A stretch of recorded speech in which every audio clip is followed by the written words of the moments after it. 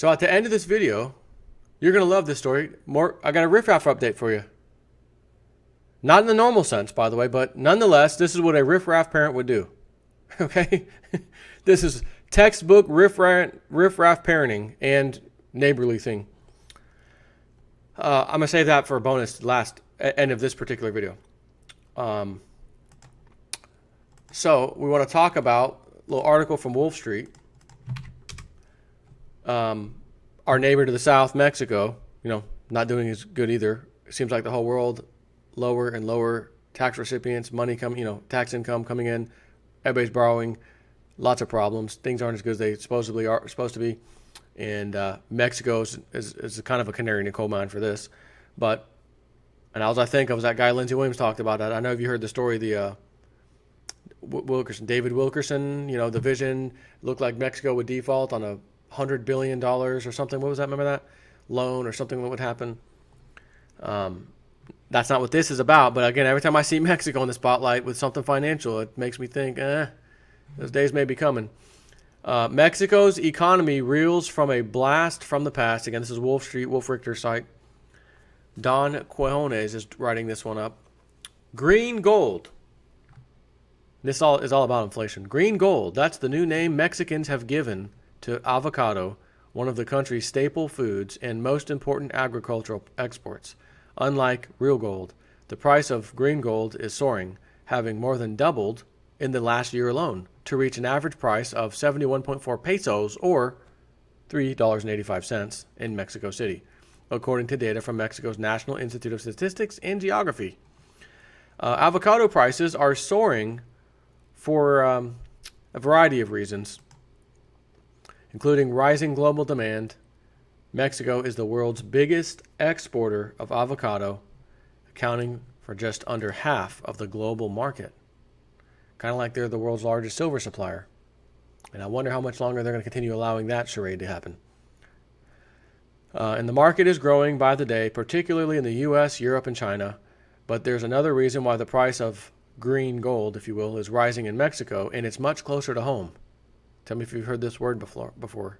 Because if you haven't, I got news for you. You're going to start hearing it a lot, even in America, in the coming, most likely months and for sure years coming. Inflation. After decades of trying to tame the tempest of rising prices with a reasonable degree of success, Mexico's inflation rate soared to 6.17% in May, as measured by the INPC, which is that group I told you about a second ago, that National Institute of Statistics and Geography. Oh, wait a minute, no, that's not them. Different one. That's INEGI. Sorry. Nonetheless, whatever. By the INPC, the CPI version used by the ENIGI, which is the one I just told you about. Boy, this is all confusing, isn't it? It was fueled largely by the rising cost of food and energy. Wait a minute, food and energy? Federal Reserve here doesn't even look at that. We don't even look at food and energy to figure out if we're really in inflation. We don't look at that. We can't look at that. Food and energy, no, we look at stuff like cost of a piece of wood or something. Cost of a person to get a haircut. Actually, no, we better not look at that either because those prices have gone up. Well, then again, that's why we change them all the time. The Fed changes their little algorithm. In the past, and I keep saying this stat because this is the last stat I have, but go back like 5 years ago, and I could safely say for the last 20 years, so make it 25 years, the Fed has changed that little algorithm over 20 times. Because each year, if they were to use the same one they used last year, it would show like inflation and things that they don't want you to know. So we have to change it. Instead of looking at food, let's look at closet doors. Closet doors seem pretty stable this year. So closet doors, according to that metric, no inflation in the U.S. That's how we roll, basically. But over there, 6.17%.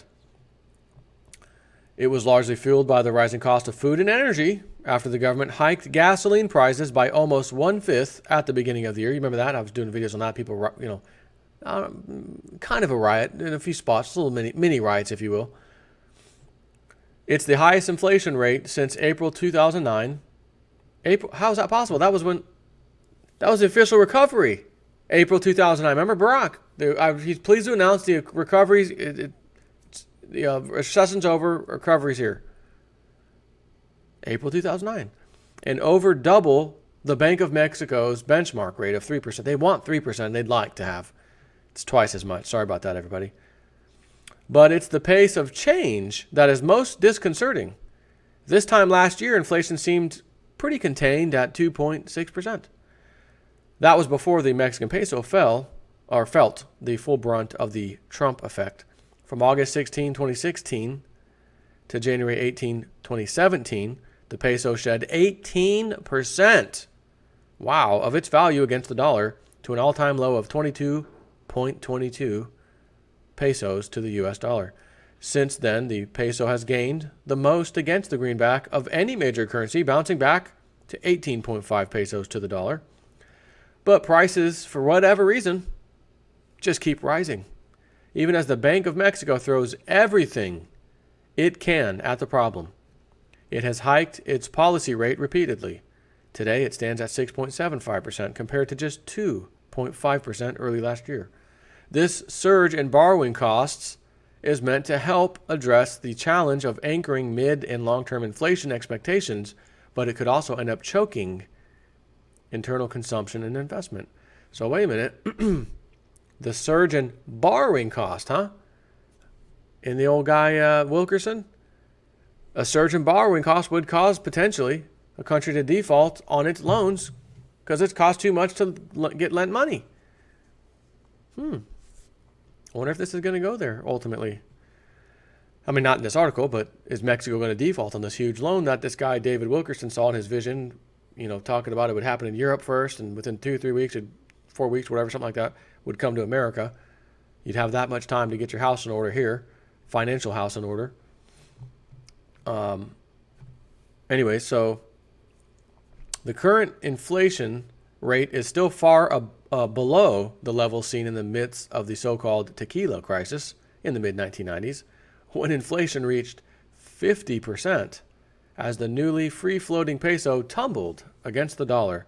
The savings of much of the country's middle class were wiped out. Now, I wonder if they would have had silver, even back then. That was when $2 and $3 silver was normal in the 90s. You would have saved your bacon. 50% decline in your peso, doesn't matter. The price of silver went up double what it was the day before in Mexican dollars, pesos. Again, this is textbook precious metals saving you every time. So where was I? The savings of much of the country's middle class was wiped out. Those who had the foresight or sheer fortune to have the bulk of their savings or investments in dollars made a killing. Those who had no savings at all saw the purchasing power of their income plummet as taxes and fuel prices were hiked. During Mexico's lost decade, the 1980s, the fierce hangover from the Latin American debt crisis, coupled with a surging dollar, pushed inflation to an all-time peak of 180%. That was in 1988. It took years to bring inflation under some semblance of control, but the damage had already been done. From 1974 to 2017, the average rate of inflation in Mexico has been over 25%. Now the specter of inflation is once again rising, and with it the prospect of widespread social protest, a taste of which Mexico already had at the beginning of this year in the wake of the gasolinazo protests. Again, they jacked up the rates on people and nearly killed them. To rates of fuel fees or whatever. To calm the waters, some politicians have begun to call for a semi-commensurate rise in the lowest wages. Miguel Angel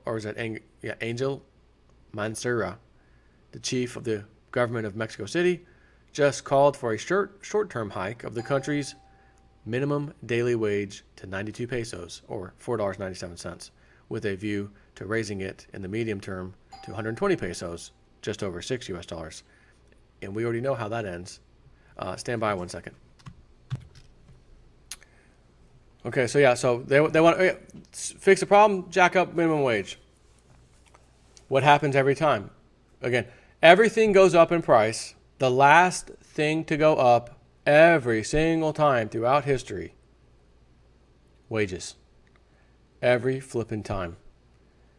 So people struggle now, and then they get their raise later. But while they're getting the raise later, so to speak, the minimum wage increase or whatever, prices are still rising. Oh, that ain't enough now. We need more. Right? Well, we all got to raise our prices. Everything has to go up. So if they're going to do this, certainly they can't sell silver at such cheap prices for too much longer, right? I mean, can't take a beating over there, can they? But so let me go ahead and give you a little riffraff update. So as I mentioned, their little girl, sweetest girl ever. Sweetest girl ever. And last night, one of our neighbor's kids, where we used to live, who we're still in touch with, she comes over every now and then, spends the night. Sometimes one of my kids goes over their house and spends the night. So they came to our house last night. Well, we had plans Saturday morning. So that was Friday night. Excuse me. Let me just so we're clear. Friday night, Saturday. No, I take it back. Yeah, it was Sunday. Yeah, so never mind. They were here Saturday night. We had plans to go to the movies Sunday morning. You get a discount when you go in the morning, you know. And there's a nice theater over here that's fairly new. And every single seat in it is stadium seating with reclining chair and everything. It's beautiful. So, well, let's get the discount. The discount's basically $8 a ticket. And, well, the friend's coming over. So instead of my family of 5, I'm going to have to buy 6 tickets. I'm not going to ask the parents to pay me back. That's just how I roll. So we're going to go see Pirates of the Caribbean. So again, there's 6 of us. Bottom, etc. So then 2 of my kids want to, they're playing with the other girl, you know, the girl I'm telling you about, Riff Raff's, you know, daughter. And can she come? Can she come? Can she come? If her parents give her the money, I said, yeah, that's fine. What the hell? You know, one more person, no big deal. So the kids come back. Well, she can't go. How come? Well, they don't have the $6. Well, actually, it was $8. All right, don't worry about it. She can go, though, if we pay? Yeah, okay. Go ahead and tell her we'll bring her to tomorrow morning, meaning Sunday morning. So I'll go back on the computer first. Oh, perfect. The seat, I've got a row of seats. There's one on each side. I can pick either one that's available. Great. Let me pick an extra seat. Now I'm going to pay for 7, you know, total. Well, I already paid for 6, so the additional one, we're all next to each other. Beautiful. We're going to see Pirates of the Caribbean. So, you know, their parents know what time we're going, etc. So our plans were after we're done with that, I'm coming home, have the house to myself, no kids, no noise, no nothing. I'm going to do my videos. I got a couple other things to do around here. My wife is going to take all the kids, not the neighbor kid, because that wasn't part of the plan, and there's not enough seating in the van to do what we need to do, which is I'm staying home, which frees up a seat. There'll be an additional seat in the back freed up once this girl, you know, goes home. So my wife's going to go to some other neighbors who lived in our neighborhood who recently moved, not the ones I told you about, but some other ones, and they're going to go swimming over at their house.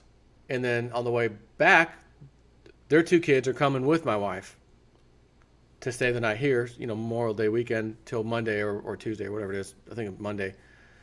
And then that's it. So we get back home from the movies. Your parents' car isn't home. Well, maybe, you know, their dad took it. So what? Knock on the door. Nobody's home. Nobody's home.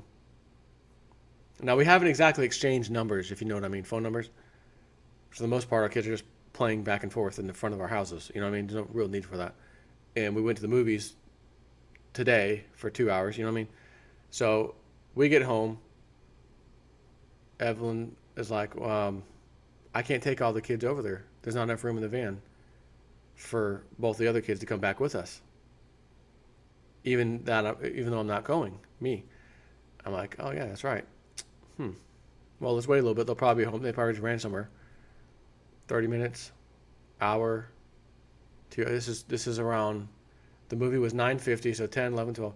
I'm going to say we were home because we went and got something to eat, but got it in the drive-thru and brought it home. So it wasn't like we were gone real long. Just for the sake of this argument, it was sometime around 1 o'clock, okay? It was probably a little before that. 1 o'clock, 1:30, 2 o'clock, 2:30, 3 o'clock. Go back outside. Anyone home? Nope. They knew you were going to a movie with us, right? And then coming back? Yep. Okay. Huh. That's weird. No note on the door to us, to them, whatever, nothing. Okay. So Evelyn says, look, maybe 3:15 or so, maybe 3:30, we're just going to go. And she said, I'll just go over there by myself to pick up their kids and bring them back. And then their parent will actually pick them up for our house Monday or whatever. I'm like, okay. But then she goes, well, wait a minute. Nicole can go with her friend that's here now. She has a pool at her house, and they can stay there for tonight and then come back tomorrow. That'll free up space. But I need you to take them over there so I can get on the interstate and go get there. So, okay, because you're not leaving a little girl home with me in my house. I don't care who you are. You know what I mean? No one's leaving their single. Well, unless you were my real good friend, like I grew up with you. Yeah, you could absolutely leave your kid with me. But I don't. That's just not, neighbor kind of. No, not happening. So no, she can't stay here because they were like, well, can she just stay upstairs and play while you do your videos and stuff? No. So Evelyn took all of them. So I just paused the video a minute ago because my doorbell was ringing. Papa was out the door. He gave me his phone number. He's, asked if his kid was here. I said, no, Evelyn had to leave and she took them with her. Okay. He's like, so here, let me give you our phone number. Okay. Took the phone number. Now, in case you're wondering what time it is, when that happened, 5:15 p.m. when the door knock just occurred. 5:15 p.m. We were back before 1 p.m.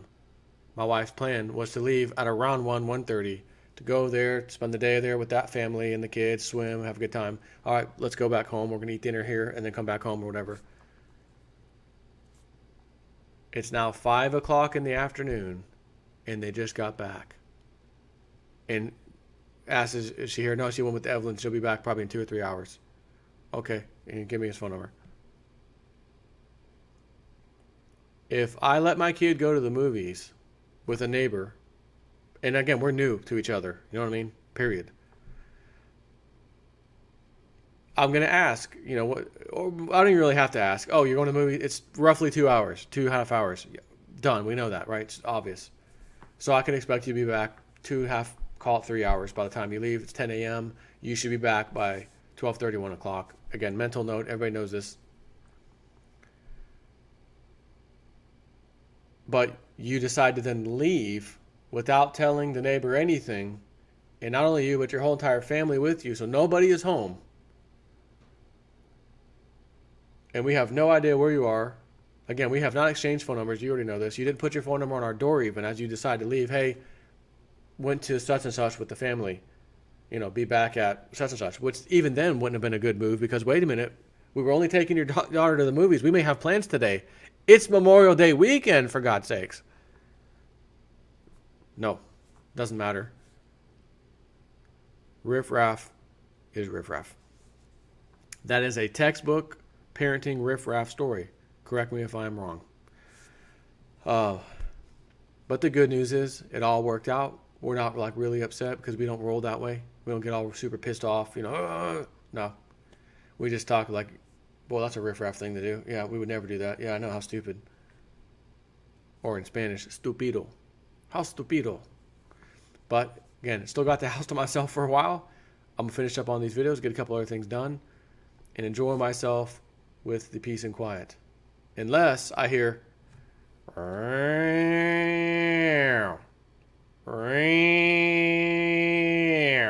I don't want to hear that.